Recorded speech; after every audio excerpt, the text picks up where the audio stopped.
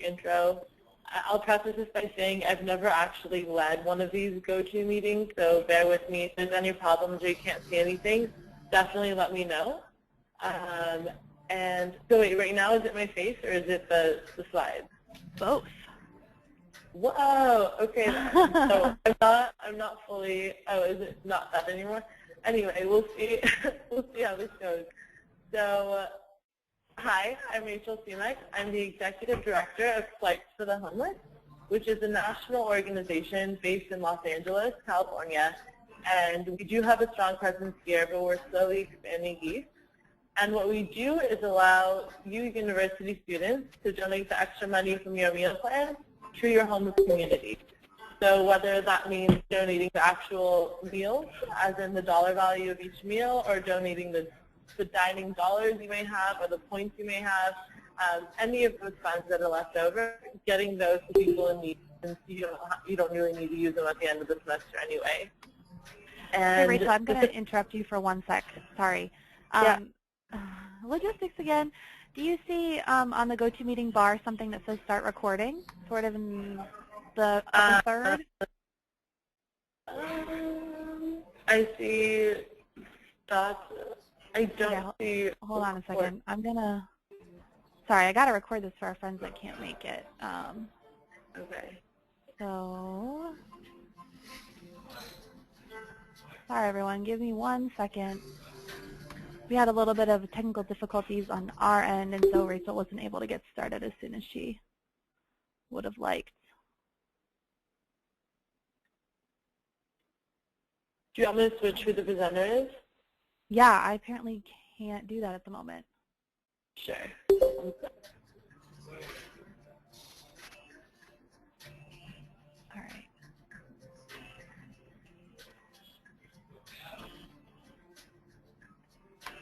All right. All right, let me make you back.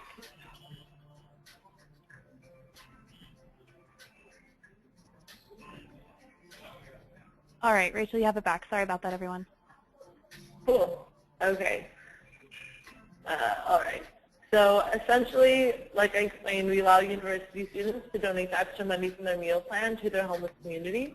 We began at UCLA, and originally it was just going to the dining hall and actually just buying food with, like, tangible food with our meals, and then going down the street and handing them out.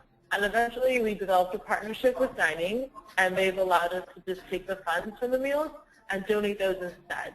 So that way organizations and nonprofits can actually use them in a way that's beneficial, or we can even use the school's massive buying power to have the school place an order with the student funds instead of just donating the dollars. So I hope I haven't confused you already. There will be a really nice Q&A portion where you can ask me questions specific to your school. But I'll start off with just an overview of how Swipes works and talk about some of our chapters so you can kind of see what it's like on the ground. And also speak a little bit about what the partnership with Campus Kitchens can look like between Swipes and CKP. We have our Northwestern chapter, Points for a Purpose, and they really demonstrated a beautiful partnership between the two and how one kind of leads to the other and they both can grow from the partnership. So I'm going to switch back to this.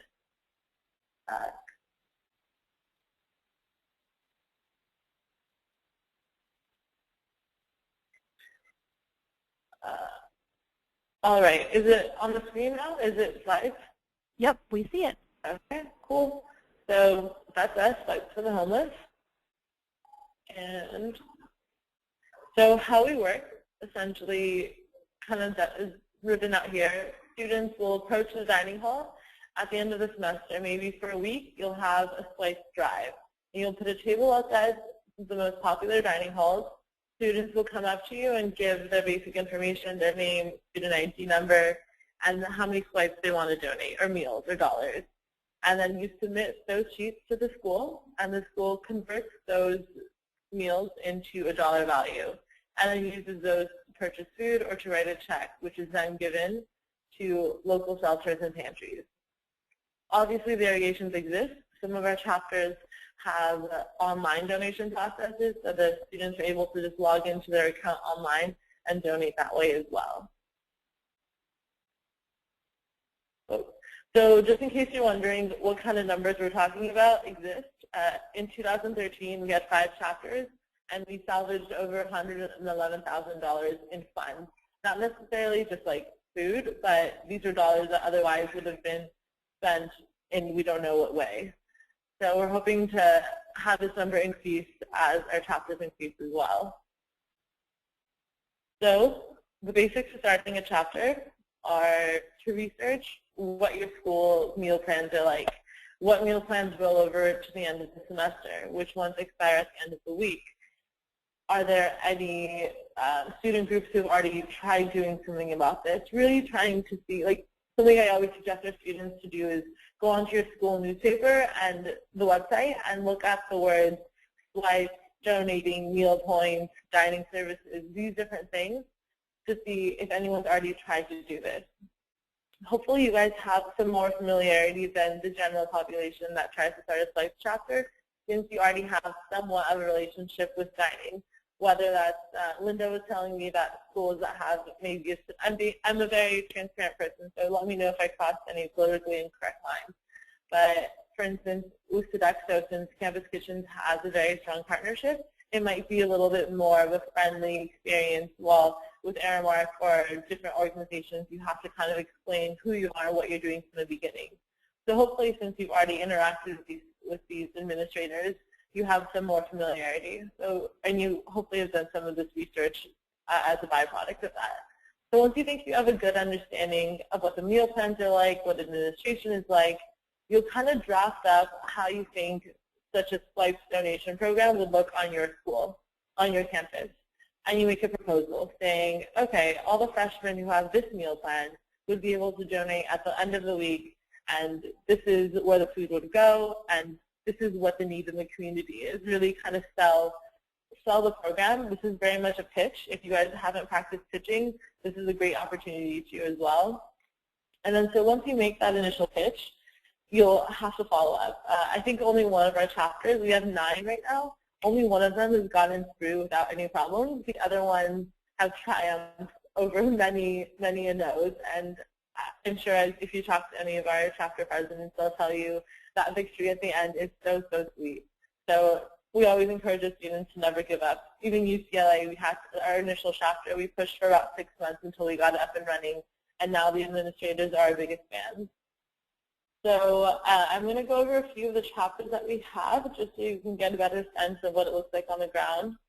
We have our UCLA chapter, and what they do is they actually have the school collect all these dollars, and they order non-perishable food with it, which is then actually given to homeless students on campus. So if you have a local food closet or pantry on campus, this is a great way to introduce the program. You know, you kind of guilt the dining services into, if you're not going to help our own students, like where are these funds going, right? So this is another approach you can take.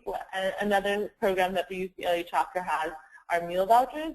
So when a student donates a meal, that meal is then transferred into a meal voucher, which the Financial Services Office gives to students who are in need.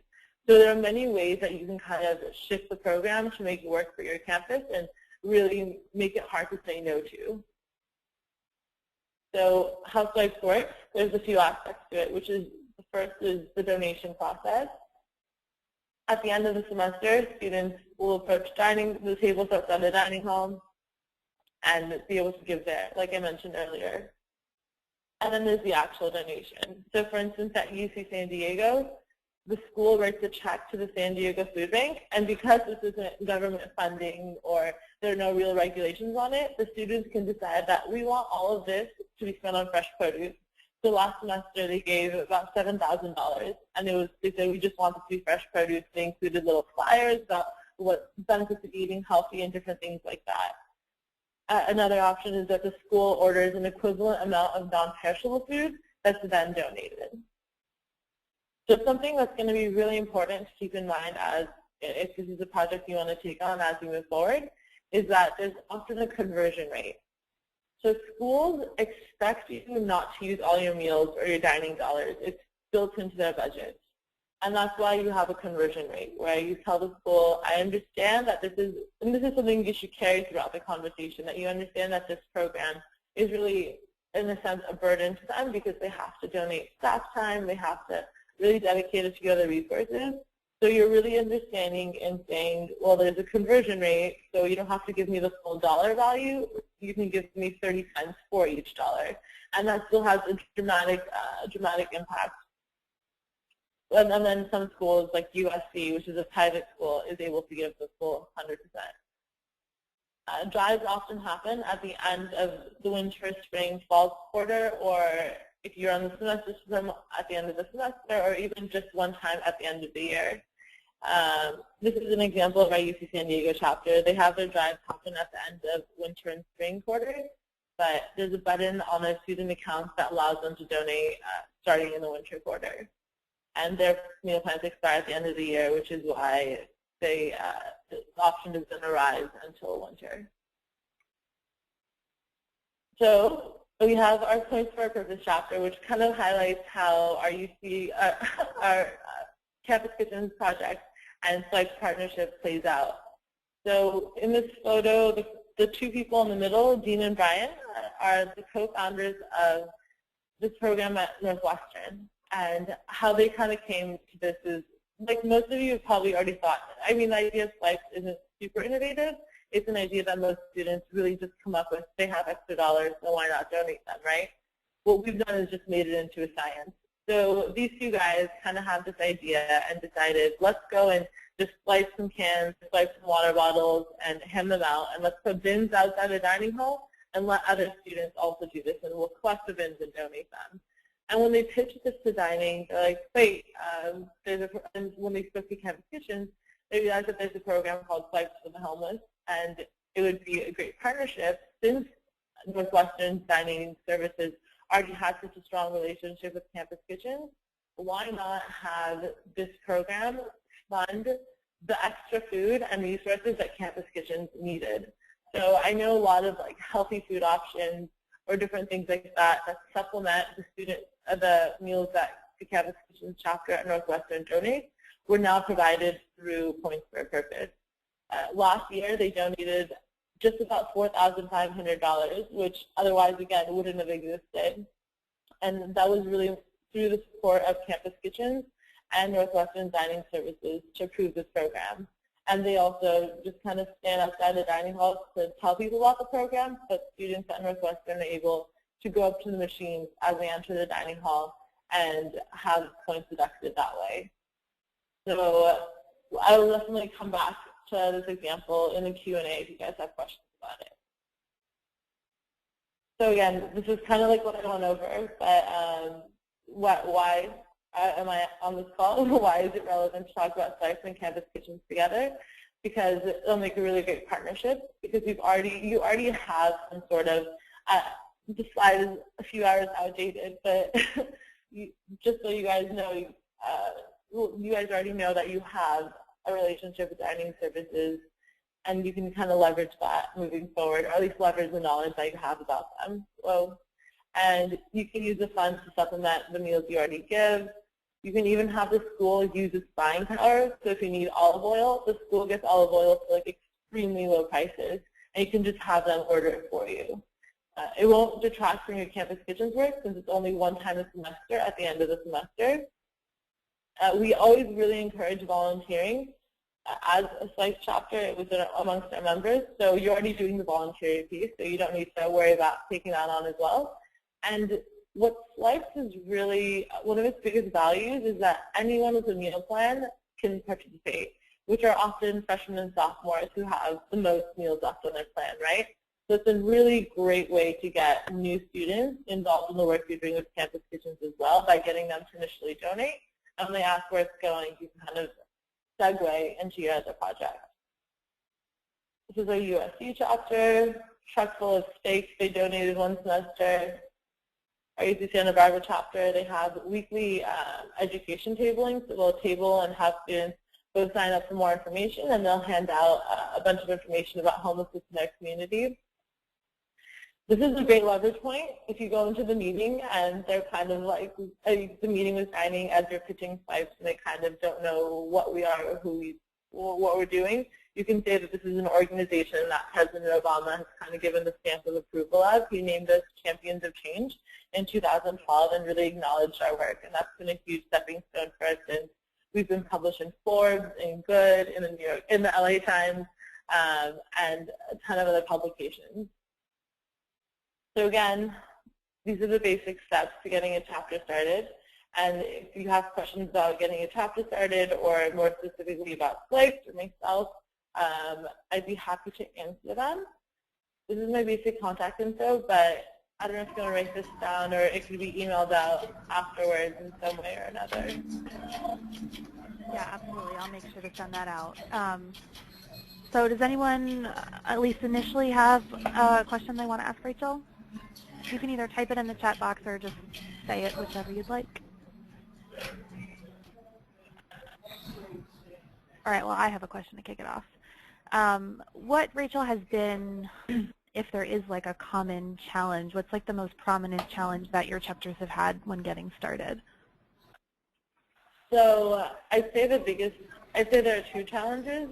One is getting the school just to agree to the program, and that we've definitely navigated most of the arguments that they give.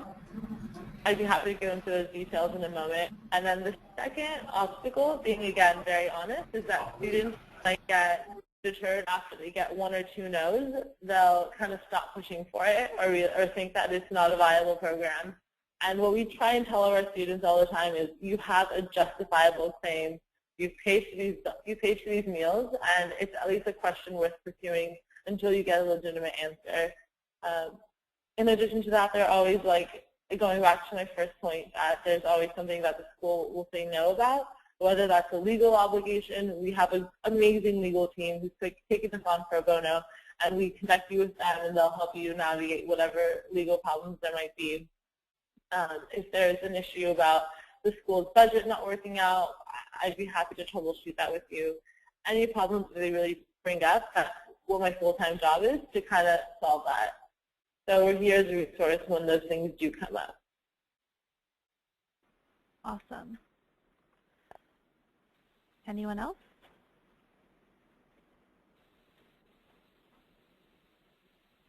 Were any of you guys, I also don't know how you can respond, but were any of you guys in our presentations at the summit? Yes, I was there. Teresa from EC. Cool. I hope I didn't bore you with another rundown. I like it.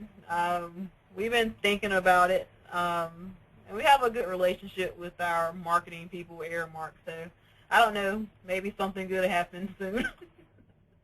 So have you guys, Teresa, have you done anything to sort of start that conversation, or are you still guys just thinking about it internally? Actually, we hadn't started anything, but the marketing director actually has been thinking about it on her own, so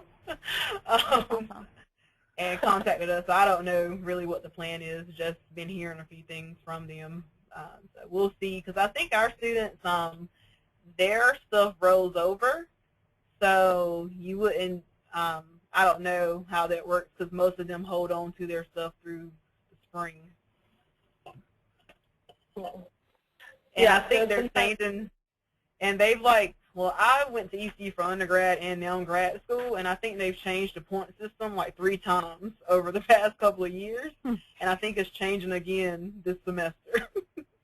So it's kind of like you really don't know what's going on or how the dining plans work. Yeah, totally. I think that's definitely something to take into consideration before starting a chapter. If you know there's a lot of transition, then maybe holding off on it and not investing any time that might go to waste. But if there are chapters that have meal plans that either roll over to the next year or unlimited meal plans, we've had a school who actually had, even though it was unlimited, each student was able to say, like, okay, each month I'm going to give one meal, or each year they're just going to give one meal, and all it is checking a box, and it's just an act. And that's also another option when you have maybe 3,000 people with a meal plan. It definitely adds up. So even if it's not the most traditional model, there's no such thing when it comes to slice chapter. Everyone is so different. But that's another option going forward. Okay, thank you. Mm-hmm. It's sort of sounding between what Teresa just said and then what I know of the experience with Points for a Purpose at Northwestern, that maybe your dining service marketing team, I don't know if they're a good place to start or just good people to get on board, but those sound like the people that are making this happen. Is that true in other cases? That's definitely a big part of it. Whenever our chapters get started, we always encourage them, similar to Campus Kitchens, to build a community of supporters. So whether that's getting other students involved, getting student government involved, administrators, or like the dining services marketing team, some schools have it and some schools don't, but if they're on board, then that's awesome, because that's a huge leverage point for the program, that they can promote this huge donation and service and everything that the school is promoting. So if you have, it's a great idea. I know at Northwestern that Northwestern's dining services, like Rachel said, is obviously very supportive of the Campus Kitchen, and they're one of our bigger Campus Kitchens, but they do love talking about how they're supporting the Campus Kitchen through points and kind of vice versa. Something that I wanted to say from more of a CKP side of things is that if you're listening and you're thinking, wow, this sounds really cool, but oh my gosh, how would I have time to do this when I have all of the 400 other things going on that I'm doing for my Campus Kitchen? That's like completely legitimate, and I would challenge you to think of how you could maybe get someone else besides you to do it, and maybe that's someone that you could bring into your Campus Kitchen, whether it's a volunteer who's looking to do more, or maybe you want more, maybe this is an opportunity to add a position to your leadership team and like have a fundraising chair whose job would be to sort of get this kicked off the ground, or at least explore it in addition to maybe other fundraising models, or something like that. So I would definitely encourage you to, you know, maybe not just do this by yourself, but like Rachel said, start building that community by getting other people who are maybe more interested in this. This is like kind of a different kind of food waste. It's like pre-food waste, you know, it's like money waste that would have been food. If someone's interested in that, getting them on board. I really liked Rachel's point about how this can help you market your Campus Kitchen towards especially freshmen and sophomores, since they're the ones with meal plans. I think that's a really good point and another really good asset of the program if you were to, you know, have both on your campus. Definitely. I just didn't go over this too much, since I'm assuming all of you already know about the issues and are passionate about the actual advocacy in addition to getting people fed. But one of the biggest values, again, of our program, similar to Campus Kitchens, is that it makes students a little bit more aware of their consumption and what they actually need and what they have at their disposal. So this is a resource that most students might not even pay for, their parents pay for it, and then they don't think about it. It's not even real money in their hand. So it kind of wakes them up a bit to see, what do I have and what does my community need, and how can we share this economy and share this resource also. That's awesome. Cool. So if there are any other questions, I don't want to take anyone's time. I'd be happy to answer any other questions you have in general. If you're ever in Los Angeles, come visit us. Again, I think Linda can send out my contact information. Yeah, I definitely will. So I guess last chance for anyone to either type a question or verbalize one. Going once, going twice. All right, no problem. And I know that there are a couple of people, Rachel, who are interested in learning more that weren't able to make it today. So one last thing, that this is like kind of a change of subject for just a second. Over here at the national office, we are working on planning our boot camp, which is, as most of you know, different from conference in that it's a Campus Kitchens only. Let's learn all the skills it takes to run a Campus Kitchen. And so as we're planning boot camp, we really want your input into topics that, or no, this is not, we already got your topics when you registered. So one thing we are going to announce at boot camp is when the 2015 spring conference is going to be. And to announce that date, I've just put a SurveyMonkey link in. We're looking to pick the best weekend that works in terms of everyone's spring breaks and Easter breaks and then finals, because that's all happening like at the same time next year. Easter is not as late as it was last year, so it can't be the same weekend as we had our conference this year because that is Easter weekend. So if you wouldn't mind, anyone who's on this call, clicking that SurveyMonkey link I just put in the box and just giving us your quick input on maybe what your preferred weekend would be. I'm not going to promise you anything, but the general consensus will sort of help us decide when we can have this conference, and we'd appreciate that. All right, so that's all I have. Thank you again so much, Rachel, for joining us and giving your insight. And your program is awesome and so similar, yet so different from ours. And I really look forward to working with more Campus Kitchens and Swipes chapters together because I think it's a really kind of match made in heaven, which sounds goofy, but I think it's true. I agree also. Cool. Okay, all right, thank well, you guys. Have a great afternoon, everyone. Thank you. Bye. Thanks.